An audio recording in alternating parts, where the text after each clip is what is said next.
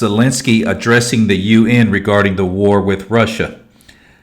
Trump is now backpedaling since his meeting with Putin a few weeks ago, which accomplished absolutely nothing, Fox News.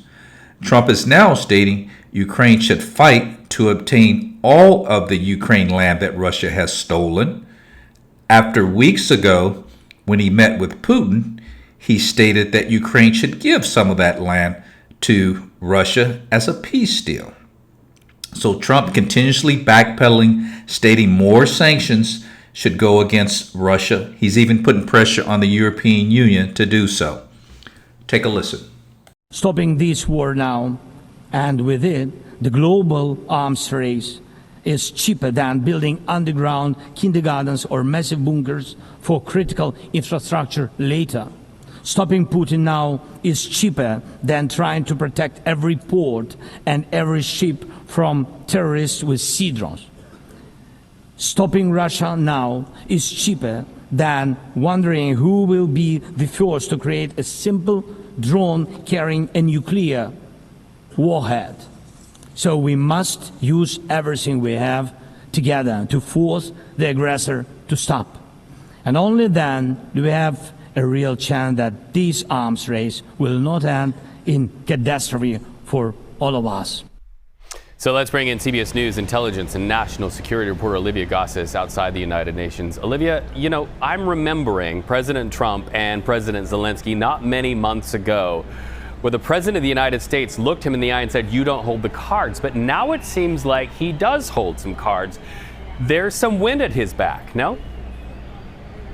Absolutely. And President Zelensky in those remarks today thanked President Trump for this apparent shift in perspective on Ukraine's prospects in this war, but otherwise had little to say to reporters about what actually took place during that hour-long conversation that he had with the American president yesterday. He said that President Trump could be a game changer in this conflict. And we do know that the president does have at the ready a number of punitive measures that he can impose on Russia if he wants to.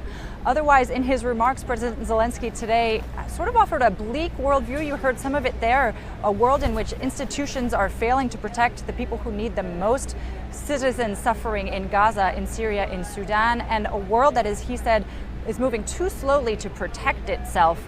He warned that Russia was looking to continue the war by expanding beyond Ukraine's borders, pointing, of course, to these repeated incursions into NATO airspace of late by Russian drones and other aircraft.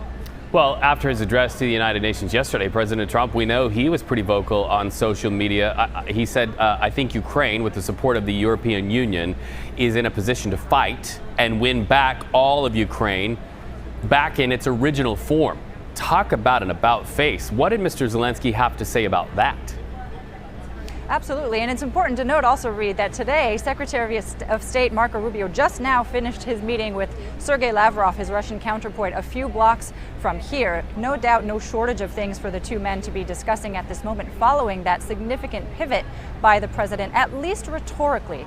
We don't know that there are any new U.S. commitments going hand in hand here. At the end of that message, he did wish both countries well, sort of suggesting that it was up to them to sort it out. But it remains to be seen whether now this is just a temporary provocation of his once friend, or at least once good relationship, the good relationship that he had with President Putin, or if he's going to shift to be more full-throated in backing the Europeans.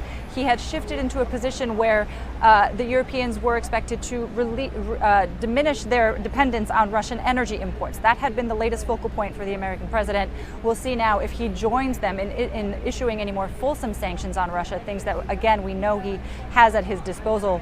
Thus far, the Russians, for their part, have dismissed most of his statement yesterday, especially the part about them being a paper tiger, saying we are no paper tiger. The Russians have always been a bear, a real bear. Olivia Gossis at the United Nations following this evolution. Thank you.